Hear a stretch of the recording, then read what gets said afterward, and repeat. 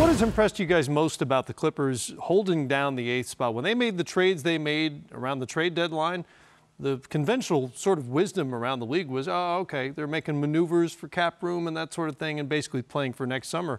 They're 10-5 since and still in the picture. Well, it looked like they were only trading to be able to get their draft pick and move out of the playoffs, but those guys have been resilient, and when you lose your leading scorer, you look like you're not going to be the same team, but a bunch of guys stepped up.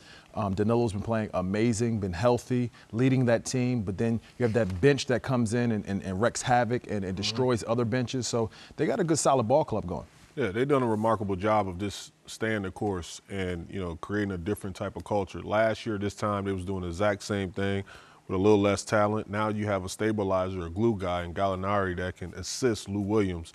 And then Doc Rivers, he has to be on that short list for Coach of the Year, hands down, because the job that him, Bud, Nate McMillan, Mike Malone, and those guys have done, and even Coach Nurse also, can't forget him, but a remarkable job all season long. Now, your short list is already longer than the actual ballot. That's 6. You only get 3 on the ballot. You've already named 5 or 6. I'm just trying to give people options. But look at Doc's body of work, though. Like, Doc is the one dealing with no all-star. Yeah. All those other people have all-stars and go-to guys that you look in, hold in high reverence, but he's put together a team that goes out there and competes on a nightly basis and holds teams on a nightly basis on the defensive end responsible and puts a lot of pressure on them. They also play really hard. Patrick Beverley obviously is sort of the personality that drives that part of the game.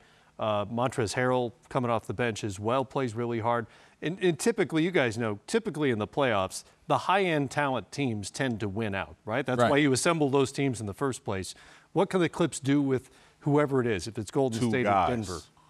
Well, they just keep putting pressure on you, and that bench comes in and they know that they have a responsibility of putting up points but also defending and keeping that tempo going that the first unit does. So Danilo starts the game, but then Montrez and Lou come in and keep that thing going. So that consistency over a nightly basis is what puts a lot of pressure on teams, and they can do that and play with anybody. Yeah, they do it by committee, but when you look at the top 3 teams, whether it's Golden State, the Houston Rockets, or even the Denver Nuggets, you will want to land possibly the Denver Nuggets just because they're young. That's the team everybody wants to take a shot at because they haven't been through it. But I also say this, be careful what you ask for because they might be young enough not to know any better. Right. You saw that with the Boston Celtics as they took Cleveland to, they took them to the brink last year with LeBron James being on that ball club. So they're young enough possibly not to know better where they can scare a lot of people. Sure, but if those are your options, I would take Denver. You're trying to take Denver, right? Just because you don't know how they're going to react. They haven't been through this before. Yeah. As for Brooklyn,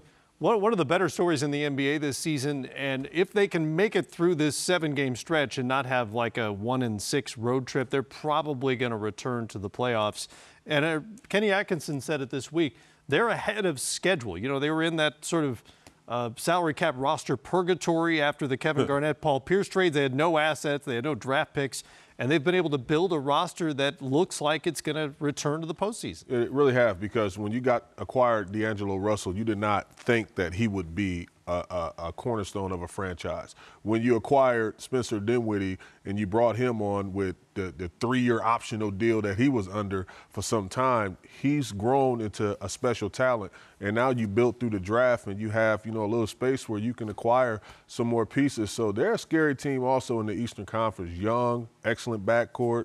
They got some pieces that's, excelling a little faster than expected. But, to be a true threat right now this year, I think they're going to be fun to watch, but they can't do any damage in the playoffs. And they also have salary cap room this summer. When you think of free agents looking around the landscape, how much does that sort of culture that they've built and established under Kenny Atkinson and Sean Marks factor into a player's decision? When you think of even when they weren't winning, they were playing hard, they had a style of play, and they appeared to be going about it the right way. Right, that infectious culture is something that you want to be a part of when you're picking destinations. Not only do you want to win, but you want to be a part of something that's moving in the right direction. Sean Marks and Trajan Langdon have done a great job of finding gems that people may have not valued, but those guys have come in with a chip on their shoulder.